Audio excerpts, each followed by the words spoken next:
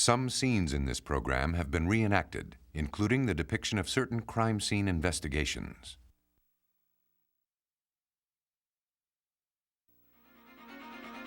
A young woman falls to her death from a rugged California cliff. Months after she's buried, an investigator suspects she was pushed. Researchers try to determine a woman's cause of death 3,000 years after she died. How can they perform an autopsy without destroying her fragile, mummified shell? To catch a murderer, detectives must prove that a few splinters of bone are the remains of a woman who disappeared 2 years earlier. Time doesn't heal all wounds, a fact that keeps relentless detectives on the trail of cold or forgotten cases.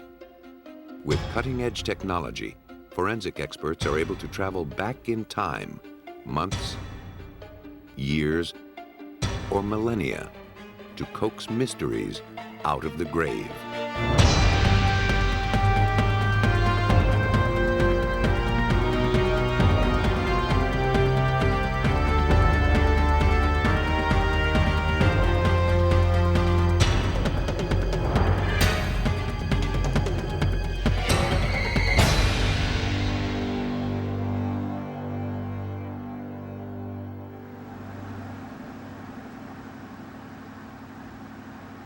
From San Diego to San Francisco, California's coastal highways are some of the most magnificent drives in the world.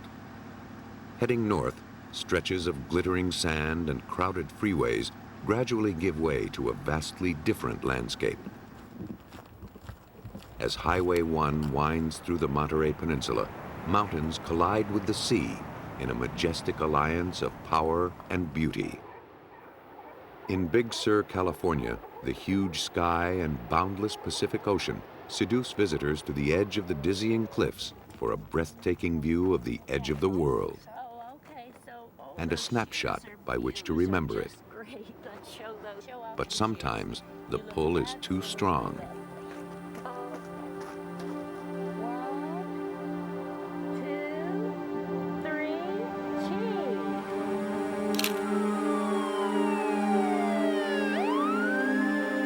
On April 2nd, 1987, the Monterey County Sheriff's Department received a phone call that something horrible had happened at the Seal Beach Overlook. The body of a 20-year-old woman named Dina Hubbard Wild was lying near the base of a 600-foot precipice. It was not the first time the search and rescue squad had been dispatched to collect the remains of a victim lured too close to the edge. A deputy from the sheriff's office questioned the middle-aged couple waiting at the scene. They were Virginia and B.J. McGinnis, tourists from San Diego. They told the officer that their young companion had tumbled over silently when they weren't looking. The rescue squad retrieved the lifeless body from the bottom of the cliff.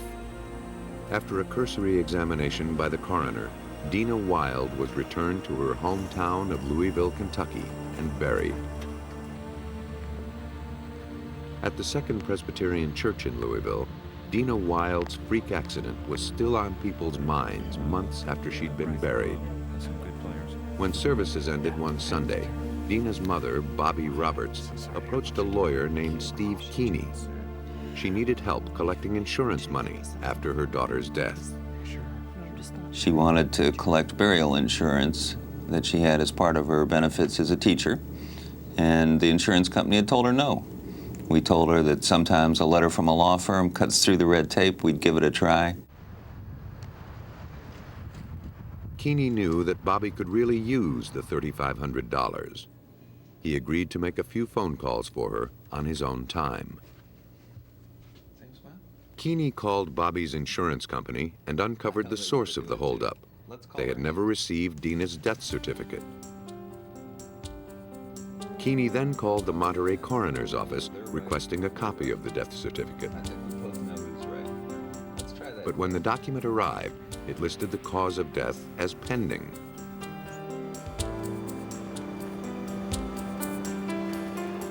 Because Dina's death was presumed to be an accident, The rescue team had done little beyond retrieving the body. No evidence was collected, no photographs were taken. The body was sent to the Monterey coroner's office. Its analysis found no hint of foul play. Bobby Roberts' simple request was snowballing into a time-consuming tangle of bureaucracy. But Keeney pressed on. He contacted Monterey law enforcement only to discover that the case was in limbo. The certificate couldn't be issued until cause of death was determined, but the sheriff's department had, for all intents and purposes, dropped the case for lack of evidence. Dina had been dead for months. What could be holding things up? Keeney called Bobby's insurance company again to see if there was some way of expediting Bobby's payment. When we called back, we stumbled into a fact that we never expected. That was that there was life insurance on Dina in someone else's name, and they had made a claim for that policy. The amount that you're looking for is $35,000? That claimant was none other than Virginia McGinnis, the woman with whom Dina had spent her final hours. Just a day before Dina's death, Virginia had taken a $35,000 policy out on the young woman. The day after Dina's death, she had tried to cash in. In Keeney's mind, Dina's accidental tumble was swiftly transforming into something more sinister. But without a witness or a body, how could he distinguish between a tragic fall and a push? Ask yourself, how do you prove someone was pushed off a cliff? Imagine you're standing at the edge of the cliff and you fall. Think of the injuries. You'll be battered, there'll be broken bones, there'll be bruises on your body will end up at the foot of the cliff. And now put yourself back at the cliff and imagine you're pushed. Same thing, right? Same bruises, same broken bones. Well, not quite.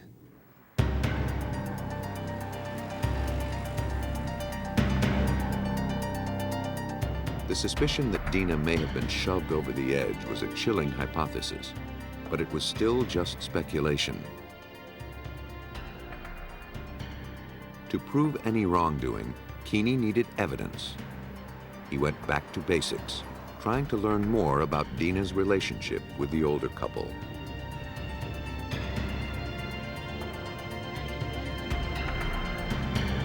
Virginia and B.J. McGinnis, the parents of one of Dina's friends, had taken her into their San Diego home after she was separated from her husband. Dina's loneliness was relieved in the fun-filled months she'd spent with her surrogate parents. She was known for her blind devotion to new friends. Had she been duped by the McGinnis' kindness?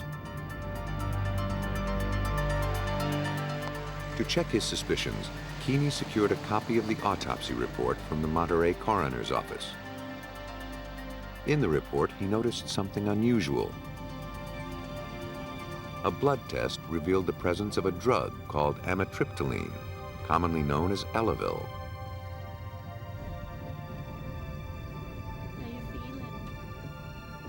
The antidepressant had never been prescribed to Dina. It had, however, been prescribed to Virginia's husband, B.J.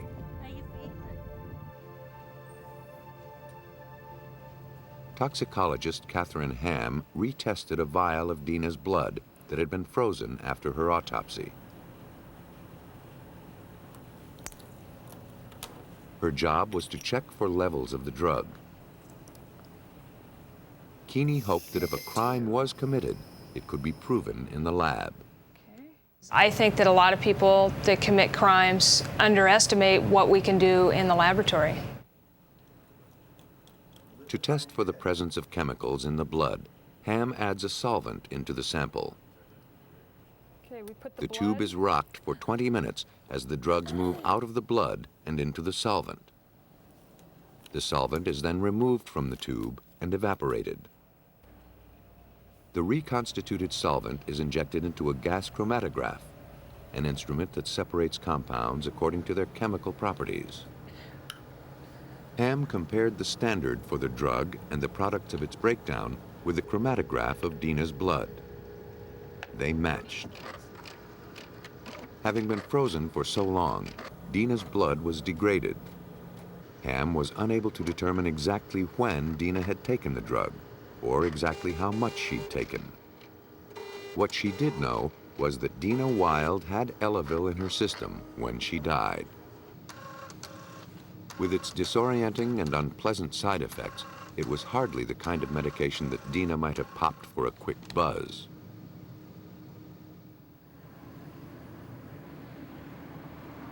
People taking the drug are usually stricken with weakness, nausea, and dizziness. These symptoms would be more pronounced in individuals who, like Dina, didn't take the medication on a regular basis. As he learned about Elavil's effects, Keeney realized that he needed to revise his image of Dina's last moments of life. If she'd been as queasy and unsteady as Ham suggested, she most likely would have slid down the mountain, not plunged. Though no crime scene photos had been taken, the period of time before the fall was well documented. Virginia had sent Dina's mother the roll of snapshots from the day of the accident as a gesture of condolence. Could these posed snapshots tell Keeney about the cause of Dina's death? At first glance, the 15 chronological pictures told the story of an average sightseeing junket. Dina seemed comfortable and happy as she posed for the camera. But as Keeney studied the pictures more carefully, he suspected that he was witnessing a murder plot. The photograph of Virginia and B.J. McGinnis walking away from the car was taken by Dina Wild, and it is a signature photo. It's at the cliff where she would die a few minutes later. It's when the Elavil has kicked in and she knows something's wrong. She's leaving a note to the rest of us that will survive her. It's like an assault victim who takes their own blood and writes the name of their assailant. She's pointing the finger.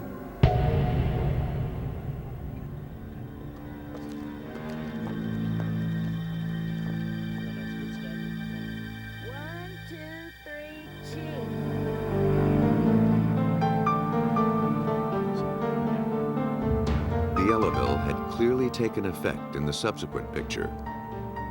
Dina's bright eyes had grown dull.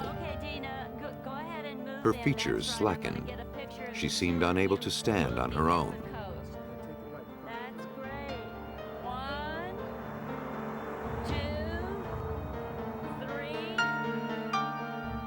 When Keeney got to picture 11, the first thing that came to his mind was Dina knows.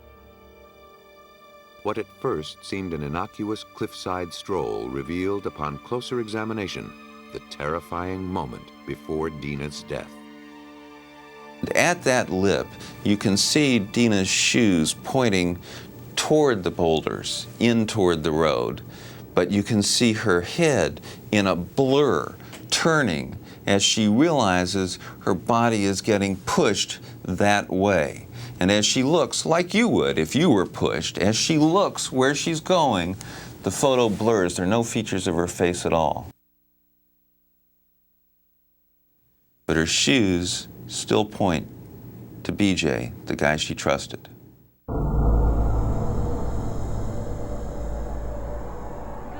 Moments later, she would be dead.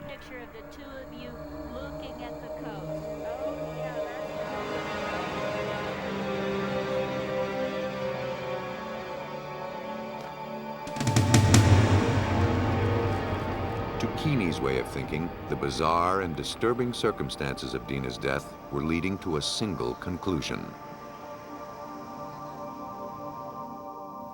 Once you know a 20-year-old dies with 55-year-old strangers at her side, and you know that those strangers bought a life insurance policy on her, in your heart, don't you believe that that's almost bound to be a murder? Armed only with a handful of photos and a hunch, Keeney was a long way from proving murder. He knew he would need some help. In Louisville, Kentucky, Steve Keeney revisited Dina Wild's autopsy report, looking for a shred of evidence to support his murder hypothesis. The Monterey coroner had determined the cause of Dina's death to be a skull fracture. He surmised that she lost her footing because of her high-heeled shoes.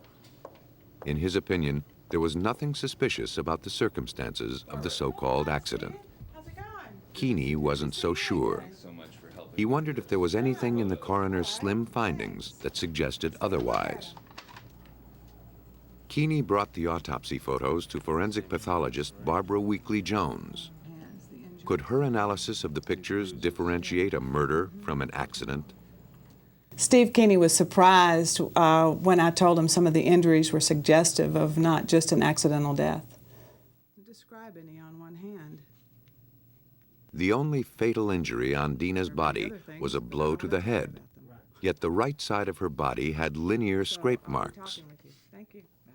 To Weekly Jones, those lacerations suggested a limp slide, not a head-first plummet. Dina's bruised hands provided the most telling physical evidence. They hadn't sustained the kinds of injury typical in a fall. Her acrylic nails were snapped off, ragged, and embedded with granite, suggesting she'd clawed at the edge of the cliff, trying to save her life. Or perhaps she'd fought before she plunged to her death. In addition to the torn nails, both hands were marred by a very suspicious wound pattern. But they had huge hematomas, black and blues, on the tops around her knuckles. Those you get when somebody steps on your hand, if you're holding the edge of a cliff. Keeney wondered if Dina's broken skull was the result or the cause of her terrible fall. The top of the cliff sloped gently for the first few yards. If Dina had been trying to save herself, she no doubt would have grabbed at a rock or a tree root. But her palms showed no injuries, no signs of clutching at anything. And look, she had fingernails. It looks like artificial fingernails. Weekly Jones's findings substantiated Keeney's theory of an intentional push and a limp slide. But that's not proof of homicide. So what else do you do? Well, the old phrase is, circumstances don't lie, people do. There you go. Keeney needed to take a close look at the suspects, Virginia and B.J. McGinnis. Yeah. Well, they come up Had and this down pleasant, from middle-aged Mexico, couple from really October plotted to to do away with Dina? February. Were they truly capable of pushing their young friend off a 600-foot cliff? Yeah, they spawn. That's what they do. That's As a he good probed word the for it. backgrounds of his prime Spawning. suspects, Keeney uncovered a trail of death and deception.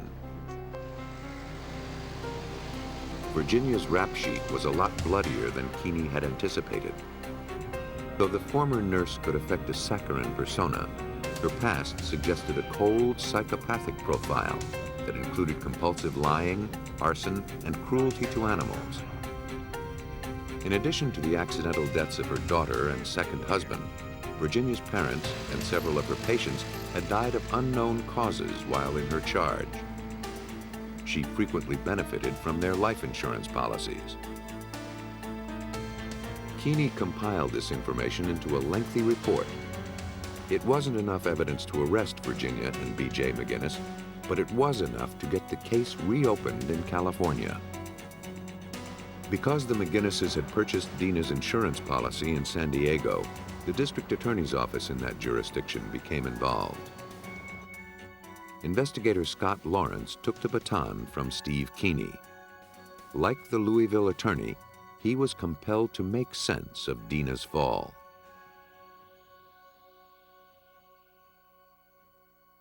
But Dina's case didn't have the benefit of much physical evidence.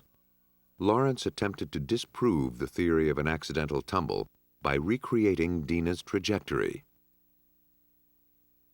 It was more than a year and a half after Dina's death, so any blood or geographic disturbance from her fall would have been washed away.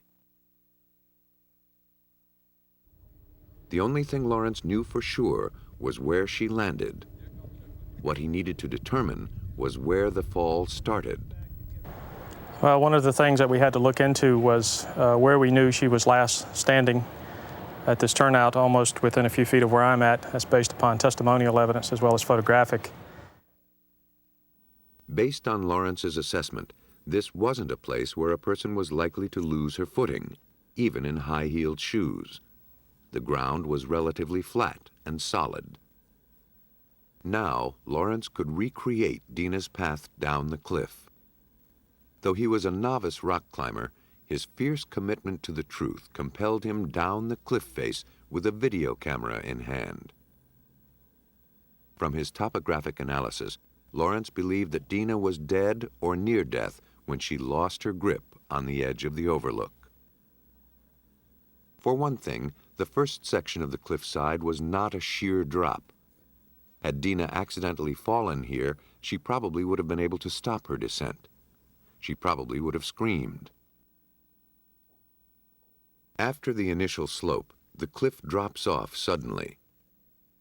Lawrence experimented to see how fast and by which route Dina was likely to have descended. So we could take individual rocks and toss them down, and you get a pretty good idea of how you would accelerate once you got past the incline and once you made that first precipice about 40 or 50 feet down to my right, down toward the ocean. Had Dina free-fallen off the precipice, she would have hit the bottom in excess of 120 miles per hour. Yet her body was in one piece, with no tumbling marks and relatively few fractures. Lawrence's research corroborated Weekly Jones's analysis of the body. Dina went down the cliff in a slow, limp slide, not an accelerating, high-speed tumble. Lawrence's careful recreation of the fall didn't jibe with the story relayed by the McGinnises. So we tried many ways to interpret what could have happened, and the bottom line is there's always unknowns, and the people that know aren't talking. By September of 1989, police gathered enough incriminating evidence to arrest the McGinnises. For the trial, the cliffside overlook was transformed into an outdoor courtroom. Scott Lawrence's careful recreation had a profound impact on the jury. The odyssey begun in Steve Keeney's office ended when the jury found Virginia McGinnis guilty of conspiracy, first-degree murder, insurance fraud, forgery, and murder for financial gain. She was sentenced to life in prison without the possibility of parole. B.J. McGinnis had died of pneumonia before the trial began. The inconsistencies in the so-called accidental death of Dina Hubbard Wild had been untangled to reveal a cold-blooded murder, despite the fact that neither the body nor the crime scene had been preserved. For experts hoping to solve old murders, keen analysis of the meager traces left behind means the difference between overdue justice and a death that is forever lost in time. For 7 years, Susan Davis endured an unsatisfying marriage with a struggling insurance salesman named Ralph. Leaving was always on her mind, but she never got very far from their Columbia, Missouri home. Then, one evening in June 1985, after a long day at her secretarial job, she climbed into her Ford Escort and drove off, never to be seen again. When she failed to show up for work the next day or answer phone calls, her mother contacted the police. Officers from the Boone County Police Department questioned relatives and searched the Davis home, but found nothing to indicate that Susan had been taken against her will. Some people believed Susan's departure was her way of making a clean break from a life that had gotten too painful and messy.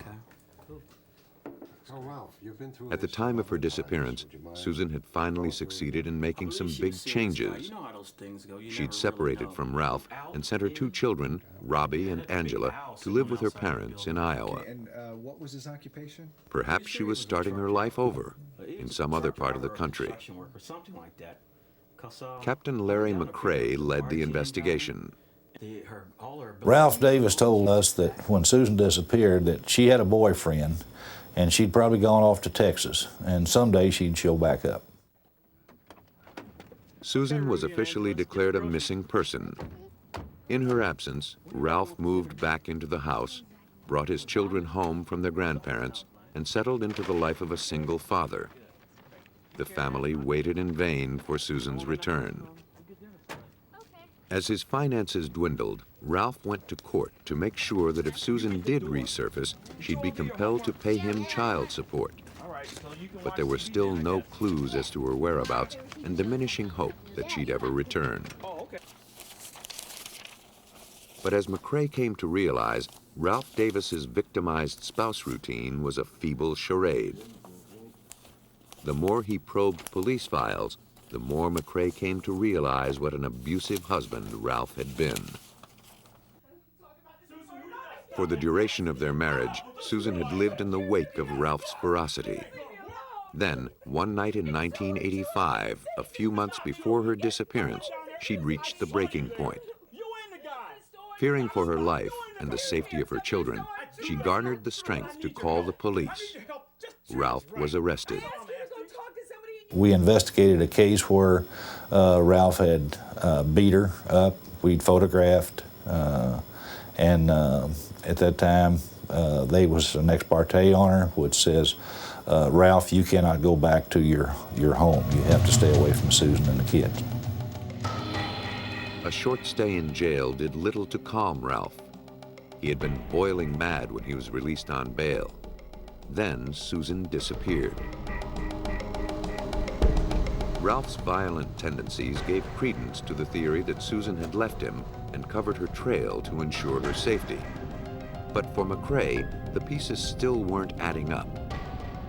Why hadn't this devoted mother contacted her children? Why hadn't she checked in with her frantic mother to let her know that she was all right? McCrae suspected he was looking at something more ominous than a woman in search of a happier life. McCrae believed that Ralph Davis wasn't telling the whole story. But without any evidence, the police had no course of action. There was no body. There were no leads.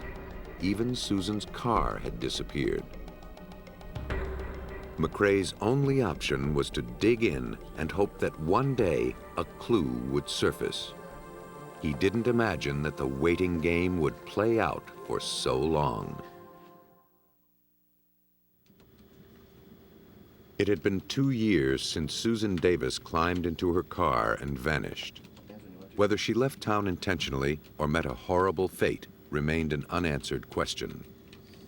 Captain McCrae's investigation met a dead end.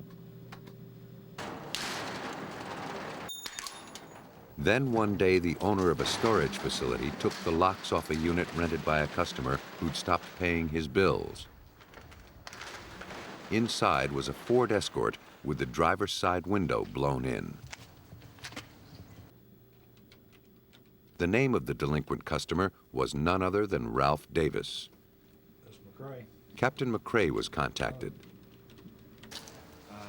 A quick run of the vehicle ID and tags confirmed it was Davis's car.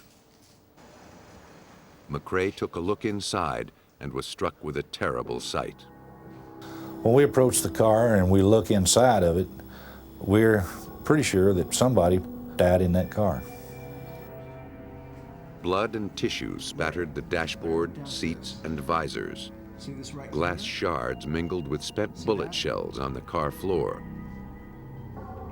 2 feeble air fresheners added a grim irony to the grisly scene.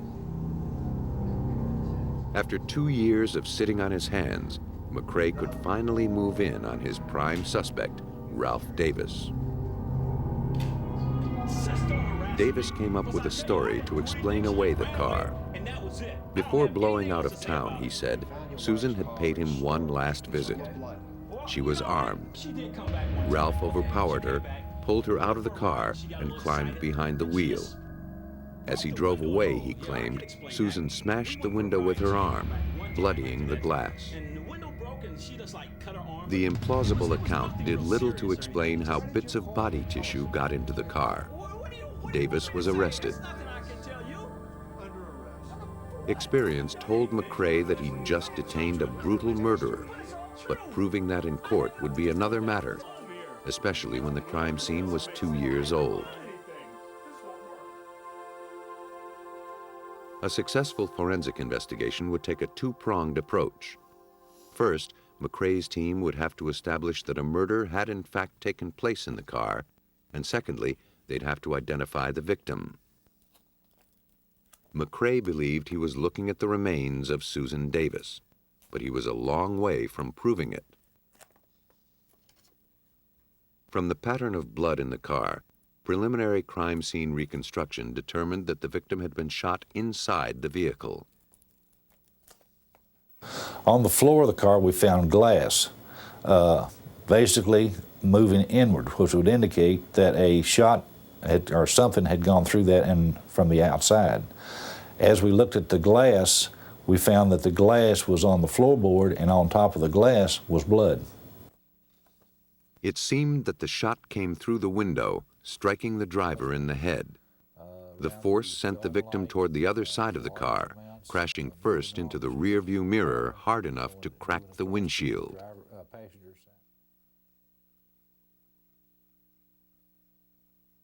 From the amount of blood and brain tissue found in the car, the medical examiner determined that someone had died here.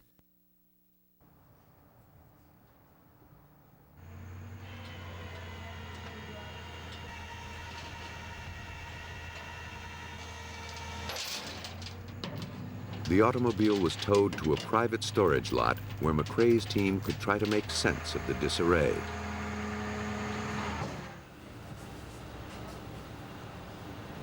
Because they didn't know what was evidence, they erred on the side of caution and collected everything. Do you see, is there something back over, see back over? Armed with specialized tools, apparel, and collection bottles, the investigators began to take the car apart, piece by piece, carefully cataloging each fragment of bone, tissue, and each smear of blood.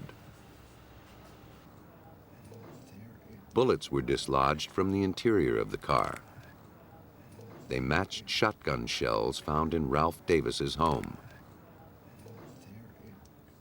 A vacuum with sterile filters was used to collect the tiniest pieces of evidence.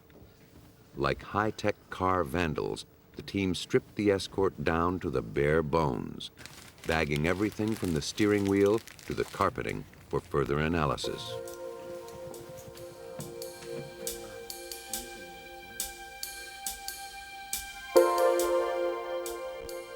At the University of Missouri's Human Skeletal ID Lab, bits of debris, some metal, some glass, some unidentified, were delivered in a matchbox to anthropologist Sam Stout. If human bone fragments were present in the jumbled findings, Stout would know how to unlock their secrets. My work as an anthropologist was probably important in this case because as anthropologists we're often called upon to analyze bone specimens.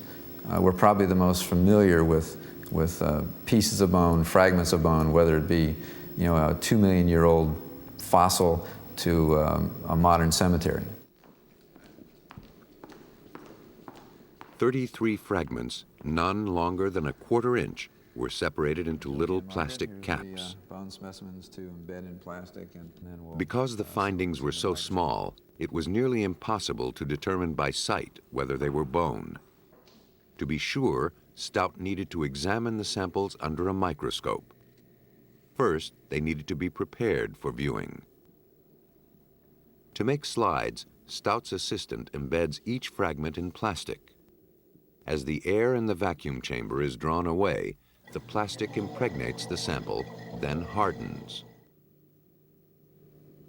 The embedded specimen is cut into slices as thin as cellophane. Each slice is then smoothed and placed on a glass slide for viewing.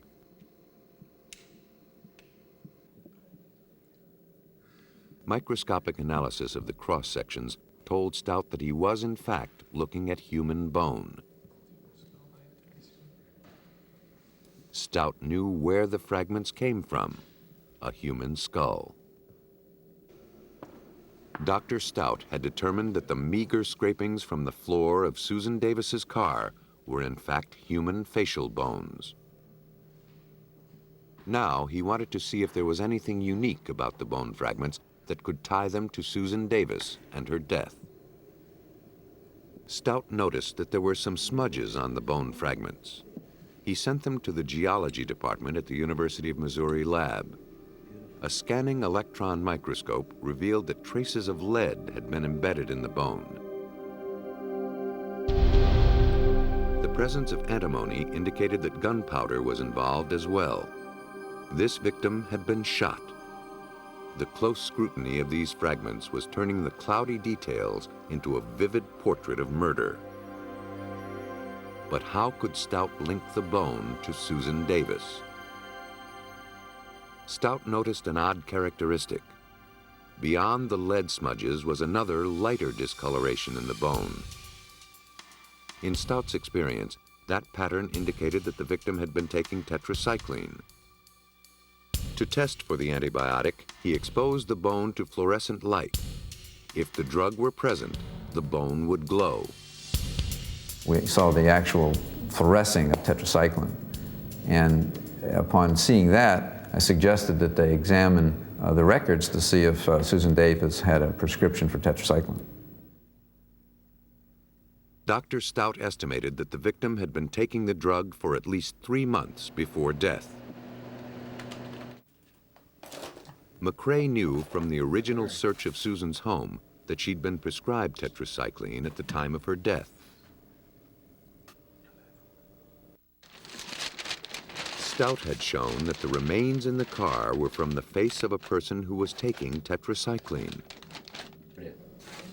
But McCrae needed irrefutable proof that this was Susan Davis. Without it, Ralph Davis would likely go free. The missing link was, whose body was it? We all felt that it was Susan, but that's not evidence that you can take to court. No murderer in the state of Missouri had ever been convicted without a body, so McCrae had a double burden. Before he could prove that Ralph Davis was a killer, he'd have to prove that Susan Davis was the victim. The finishing touches of the investigation would have to be drawn in blood.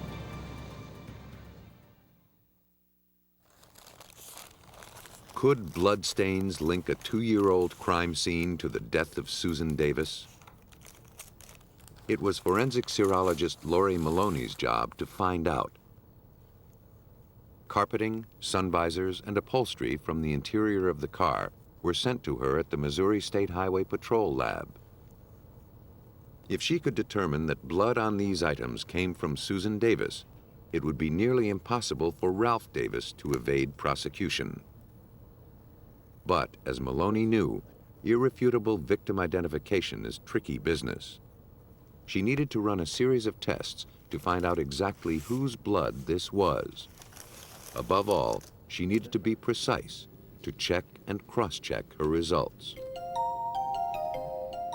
Maloney's first task was to swab the samples to make sure that the stains found in the car were truly blood. The test turns green when blood is present.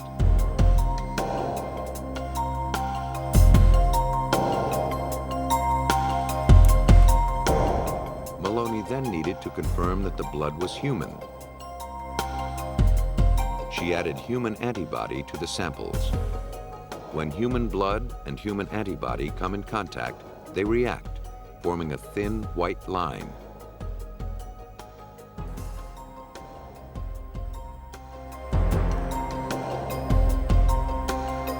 Maloney's results were consistent with McCrae's theory that someone had been killed in the vehicle. I found on the evidence human blood detected on the carpeting and the seat belt latches. Also, I found human protein on the sun visors. But how could she prove that the remains had come from Susan Davis? She had no samples of Susan's blood or tissue to compare them with. Paternity tests are commonly used to establish a man's parenthood by comparing his DNA with that of the child and its mother. By applying that standard procedure in a creative new way, a reverse paternity test, Maloney hoped to simulate Susan Davis's genetic profile. Every child gets half his DNA from his mother, half from his father. Subtracting DNA bands that the father and child have in common leaves a barcode representing the mother's genetic signature. The remaining bands would then be used to compare to the crime scene evidence, and if those were matching to the crime scene evidence, the blood could have originated from the mother, Susan Davis. Using this procedure, Ralph Davis's DNA pattern was subtracted from his children's. The resulting bands were a close simulation of Susan Davis's genetic fingerprint. This banding pattern matched the samples found on the Ford Escort's carpet. Susan Davis had been killed in her car.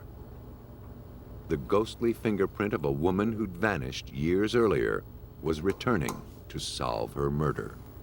What I think happened to Susan Davis was that she was going to leave this area to some safe haven because of Ralph's harassing her, stalking, and she was packing her car, backed up to the front of the house, loading her clothes in it when Ralph came around the house.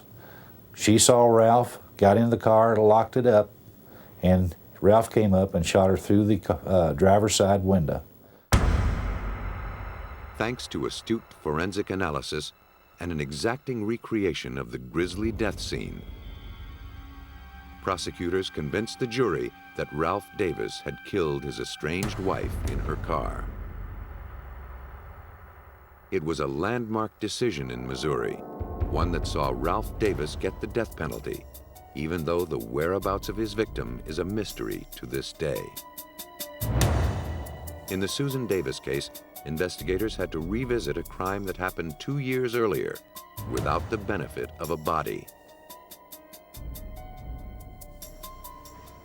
In Canada, investigators faced a similar but even stranger challenge: to determine what killed a woman 3,000 years ago. They had the body, but to touch it would be to destroy it.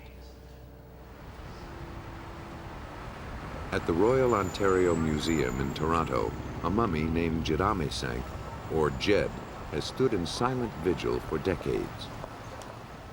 Her secrets wrapped tightly inside her delicate sarcophagus. Museum visitors and scientists alike are fascinated by her mysterious beauty and eager to know more about how she lived and died.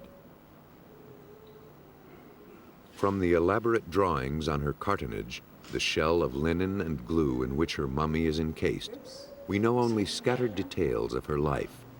Nearly 3,000 years ago, Jed, a musician at the Temple Amun-Re, lived a prosperous life on the east bank of the Nile. So, that she will not want. Ancient Egyptians celebrated life after death, but it could only be attained if they departed this world in the prescribed fashion. The journey to the land of the gods would be strenuous and dangerous. In order for the soul to survive the trip, the body needed to be strong.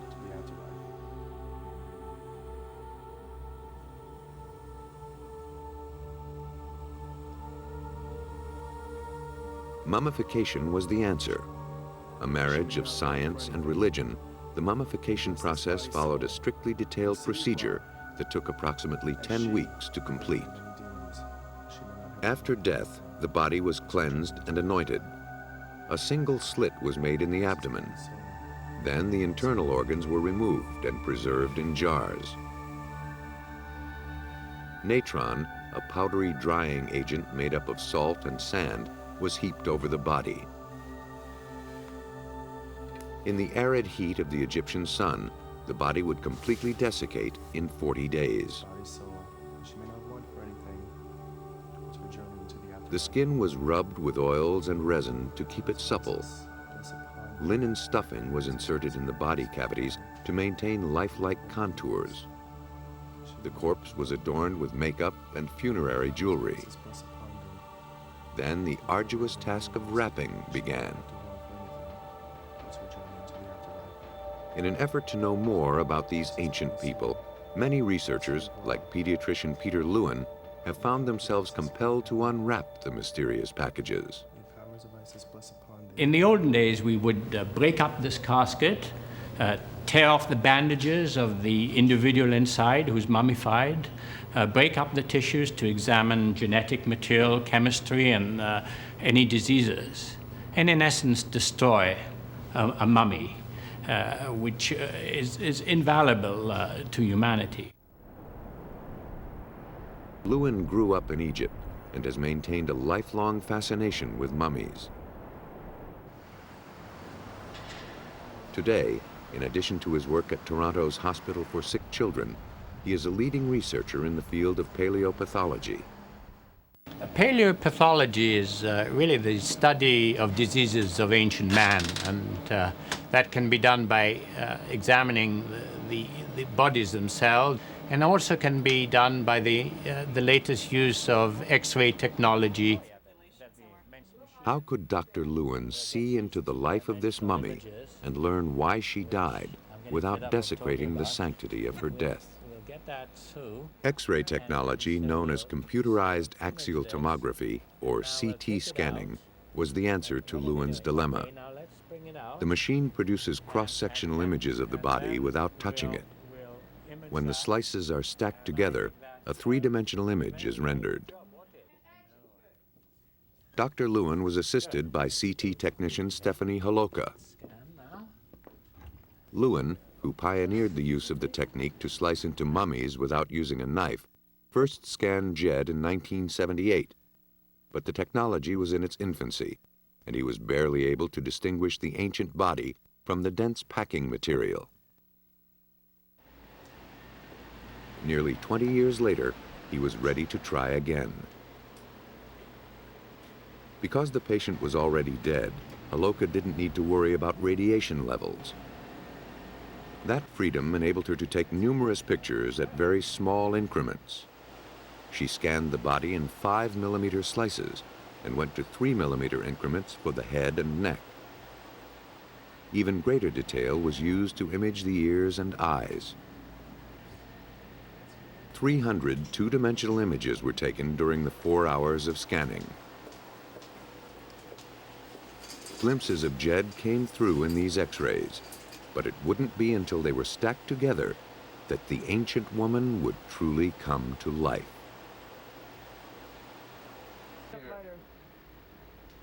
Once the meticulous scanning was completed, it was finally time for the mummy to show herself.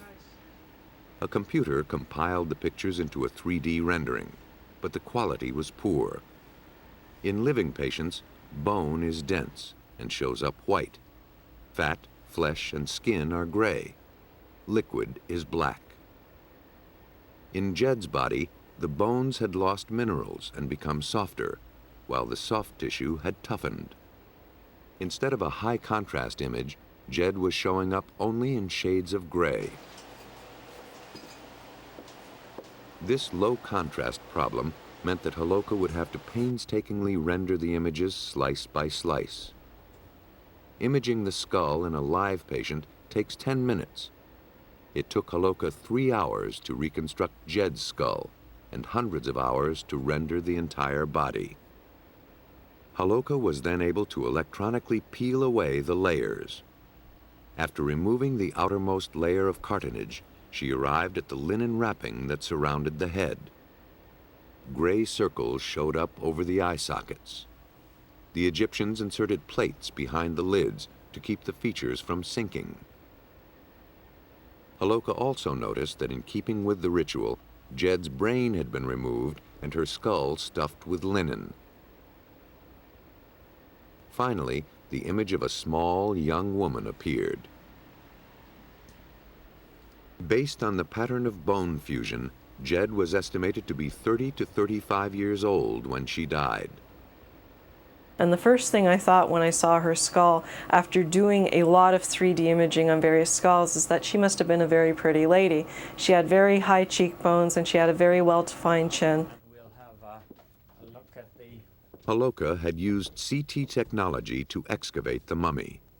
Now, Lewin wanted to know what killed her.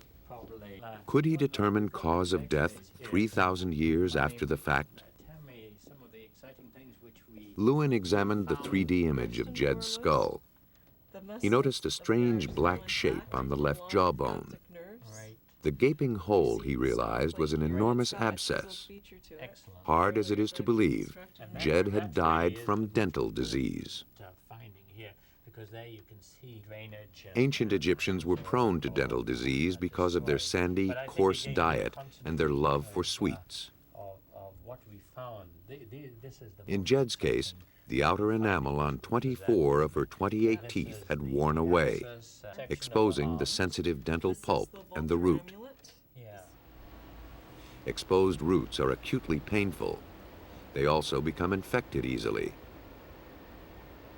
Jed's infection was spread from the root canal to the bone, where it caused several abscesses. Lewin surmised that the large pus-filled cyst probably burst, spreading infection throughout her body and poisoning her blood. It was probably an agonizingly painful, drawn-out death. She probably died a very, very miserable death due to genital infection, which originated from this basically dental abscess of her left upper jaw.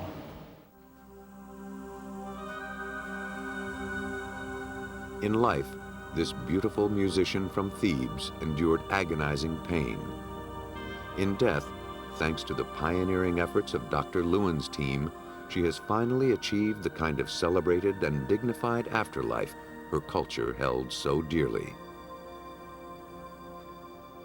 With this type of imaging, really, we have pioneered the use of that sort of technology which is non-destructive and which gives us tremendous information in relation to diseases of ancient man.